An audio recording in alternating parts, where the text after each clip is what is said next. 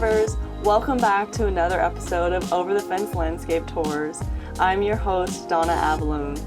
Today we find ourselves back in Vista Gardens in Bremerton, Washington, where we are joined by none other than the garden founder and creator, John Albers. If you missed part one, I definitely think you should go watch it at some point. The Redwood Sanctuary that John built is one of the most magical feeling places I've ever been in, and I would love for you to get a little taste of it via the garden tour. The Matsunoshima Garden is also very incredible and astounding and deserves a closer inspection. Without further ado, we'll jump into part two, where John takes us through the John Lentz Garden, the Biofiltration Garden, the Primo Giardino, or First Garden, and the Stroll Gallery, which features the most beautiful rain-catchment garden I have ever seen. So thanks for joining me as we go over the fence.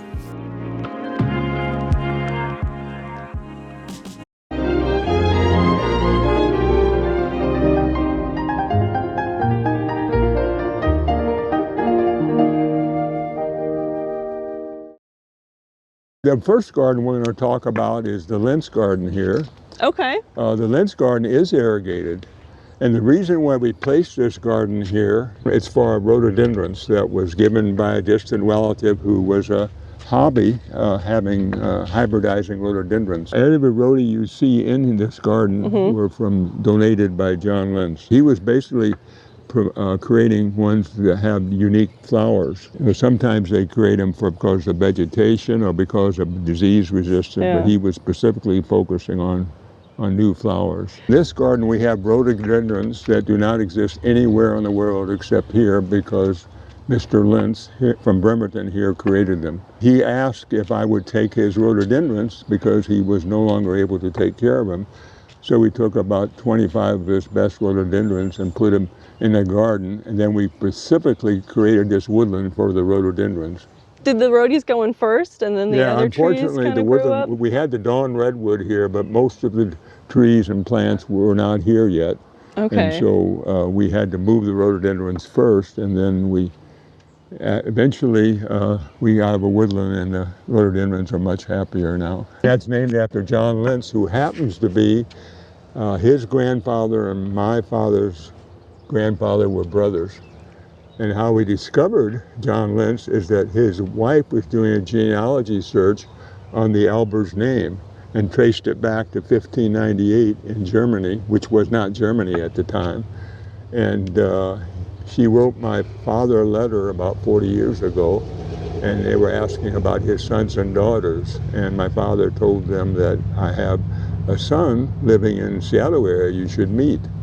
And so eventually we got together and met, and we moved to Bremerton. We became good friends with John and his wife. Oh. And that's how the rhododendrons came about. So Beautiful. He's a distant relative. Oh, these are the dawn redwoods? Yes. Okay. You see with the unique trunk? Yeah.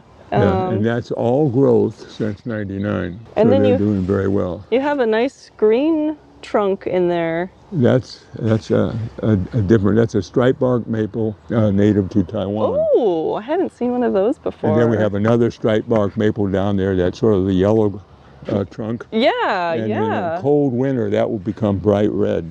Oh my gosh, and beautiful. That's actually a striped bark maple native to the eastern United States. One of the few. All the other ones are Asian natives. Is it a cypress that has the crazy? That's a cryptomeria. Oh, okay. Native to the Kyoto region of Japan. Cryptomeria japonica. Do you know why it puts on those growths? Yes, they're called lignotuberals. And basically, if you cut the tree down, then it provides ability of the plant to regrow itself. Like manzanitas have that ability too. When you have fires, some plants, if you have a fire, they're burned down, but they have burrs that allow those, and those are functionally equivalent to those little bulbs on the That's so neat. On the trunk. We have a number of Japanese maples, striped bark maples, and the cryptomeria and the dawn redwoods as providing shade for the garden. And it's true that the landscapes that are heavily shaded and wooded with a diversity of plants require less maintenance. One thing, a general thing I want to say is we focus on sustainable practices to develop this garden. And I call it smart gardening because it means that we have a beautiful, diverse landscape with a minimum amount of maintenance and resources. So resources, for example, water, the bird is wants to It's okay. up in. Resources and like water and fertilizer. So we don't fertilize anything. None of these plants are fertilized, but That's we use amazing. extensive use of compost Okay. and mulch. And we make Okay. about 20 yards on site. And so that's what it's all about. And you just finished a book on that too, right? On kind of Right. gardening We in just that way. completed the book. Is that something you want to announce yet, or is that too soon? No, I think we should announce it. It has to do with dealing with climate change. And so it's climate adapted landscapes, Beautiful. basically, is what the book is all about. And a lot of the lessons you've learned gardening here. All of it relates to, yeah, practically every plant that I discuss, we grow here. Okay. And so we have direct experience which succeeded and which did not. Oh. And so that's what the focus of the book is. And so basically, climate adapted, resilient landscapes. Well, I love the feel of it in here, and I was just amazed when I walked through the other day. Every stone just, laid. By the way, we placed every one of these stones. I can tell. I mean, each one it's laid with love, and I love how it's kind of a thread that just weaves Right. through the entire So garden. the placement of the stones was based upon the area's topography. And so in the whole garden, that's the case. We did not want to change the topography, but we used the topography as a guide to place the stones for walking through the different landscapes and gardens. And when you say we, do you have a accomplice that you mean? No, actually it's me, myself, and I. Okay. And I tend to always use we instead of And in a generic sense. there is another name, right? The Albers. Marcovina is my wife. Oh, lovely. But she has made a major contribution in the landscape art. That has been her major contribution. Like this beautiful temple complex here. Is that Right. her That handiwork? comes from, yeah, she selected that. That comes from Vietnam. Oh.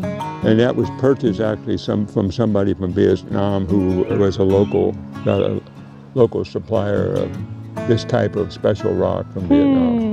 That's very cool. So she's picked out all the landscape art, which you can point out as we walk through. Okay.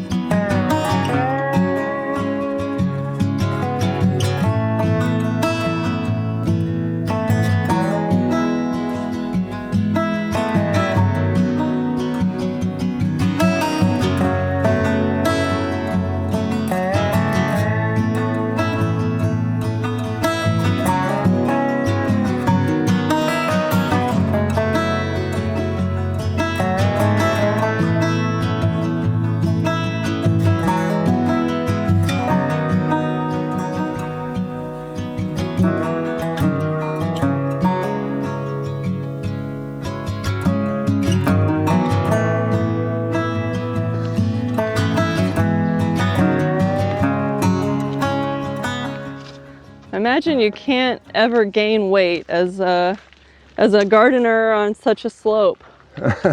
I've been up and down these 1,000 times. I bet millions And even. normally I would do 4 miles a day. I have a smartwatch and I'd keep track, but unfortunately I've slowed down now because I am actually having a knee replacement scheduled for July 16th Okay. on my left knee. Well, hopefully that enables you to garden for many more years. Yes, well, it'll help me to move around, do more, yes. Yeah. So this is the Biofiltration Garden. Okay. And so as long as you have plants that don't have aggressive roots, they do very well, and basically they help filter the nutrients that come in from the septic system. So does it mean like there's a septic tank here? The septic tank is up there, but the drainage from the overflow comes here. So everything goes into a tank, but there's always an overflow that goes to the drain field. All the organisms in the soil plus the plants on the soil take care of that Oh, before amazing. it reaches the aquifer. And that's the whole point. And so just nothing aggressive. You said no Right. aggressive Nadina, roots. normally you wouldn't plant in a drain field, but we know exactly where the drains are on that Nadina. Oh, okay. One of the Nadina was here when we came, so we didn't take it out. But And is all this the other ones, grasses are excellent. This is a salvia. Believe it or not, this is a pomegranate, and this is an orange, which you wouldn't think you could grow here. We have a large pomegranate that flowers every summer up there that was bought as a house plant about 25 years ago. And it's doing Amazing. very well, and it even had no problem during the cold wave we had. And of Wow. course, it loves the heat and the sun. And then do you know what type of orange that is? Yeah, Okay. bitter orange from Japan. And it's a particular cultivar, dragon or something. You see Okay. the oranges right here. Yeah, But they're very sour really like lemons. beautiful. Do they actually turn orange then? No, Oh. they're more like, looking inside more like lemons. And I know they're very bitter because I bit into one. Do the birds like them? I don't know. I don't know that. There's so much other things here for the birds. I doubt that that's not their first choice. But you see, grasses are great for drain fields. Asters, these are for fall bloomers. More California fuchsia Oh, that we beautiful. transplanted. And these are potentillas, which are very drought tolerant. And these, of course, Nophofia? yeah, Yep. a few of those. A few daylilies, again, with the one you like. We actually don't particularly like daylilies that much, but the red ones I like. And they're nice because they're very drought tolerant. So Yeah. we use them for filling in, basically. So, yeah, I mean, it seems like maybe you don't like them that much, but they like it a lot here, so. And this is a Mexican daisy, native to Mexico. Beautiful. It does very well. Yeah. And then the pincushion flower. Yeah. My expertise is in woody plants, but I know a little bit about perennials too. Okay. I haven't grown so many. And more of that native daisy, Erigeron. Yeah, Erigeron speciosus. Yeah.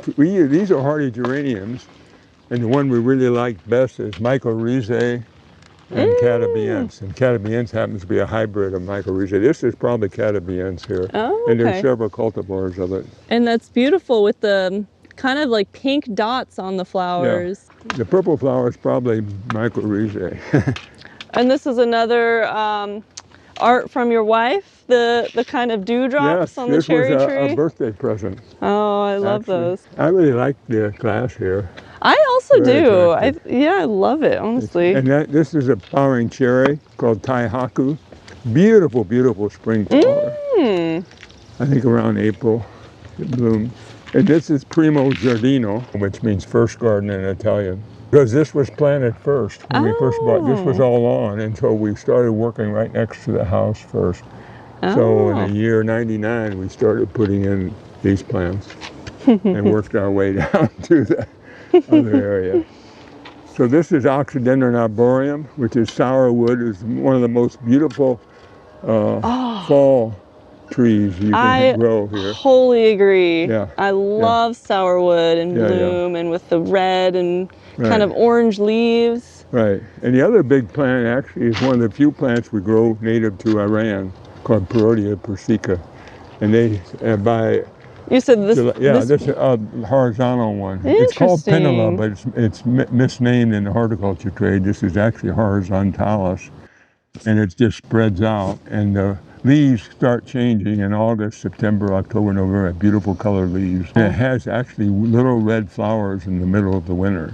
Yeah, this one. So did you prune this guy to be kind of like this? It's just, this one just looks, I love the structure of it. It's very coarse. Did you No. prune it to be No. like that? No, it's not pruned at all.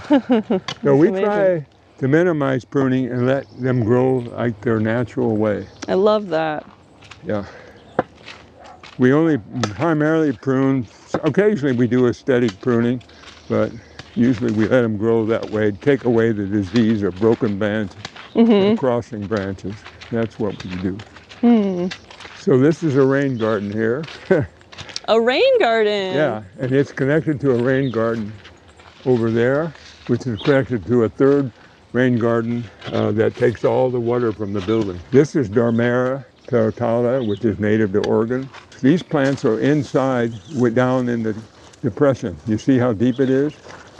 And we have a perforated pipe, 4 inches, it's open, that runs all the way 450 feet up the hill along the side of the service road. So the one place where you don't have vegetation, you have water running, and so we collect that water in rock, and it comes down in the perforated pipe into the series of rain gardens, so it stays on site instead of going to the neighbors or down to the Very Puget Sound. cool. So And this 2 acres, essentially almost all the water stays on site by that mechanism. And so are these kind of more wet-loving plants then Yes, that you've planted yes. here? This So is rush. and Common Sedalia? rush. It definitely loves water, right here. Dormera, and these are Sedalia Okay. that do okay in wet Beautiful. and dry. Okay. They're all that's a native Northwest native. Several types of Sedalia. I believe this is Hendersonii. And I love how it's all framed in by the Blue Atlas Yeah, these cedar. are all native pin stamens blooming. Oh, And this is my living gorgeous. sculpture of Cedrus atlantica. It's a beautiful sight. My wife, we saw this on the road, and we had my truck, so we went over and grabbed it many years ago. What a perfect centerpiece. Yeah, Such a responsible way to plant a garden. yeah. And then something is just smelling so beautiful. Is it this viburnum? These are all viburnums here. I did Okay. a paper on viburnums when I was a student and a professor at the university, and so since that time they wanted me to make recommendations for the Washington Park Arboretum. That was part of my student project. So I evaluated all the possible viburnums that can grow here. There's probably 100 different kinds of viburnums. So we have a number of collection of both. This is native to China, Oh. and as well as this one. This is Henryi, this is called cinnamomifolium. And the rest of these are typical hybrid deciduous viburnums. Okay. They're done flowering now, but some of them are flowering. And this one is just I really like this one. totally Interesting, covered. at times the leaf becomes purple. You can see a tin of it right now. Would that be because of too much No, sunlight it's or natural. cold? Natural for Just this random? species. No, it's natural. Wow. You see that? That's a natural color and it happens every year. Huh. And there are times when most of it looks like this. Very beautiful, Oh, actually. very cool. And these are linden viburnums. This one in the fall has orange berries and this one has red, but they're identical species, just different cultivars. Oh, okay. Selected because of the berry color.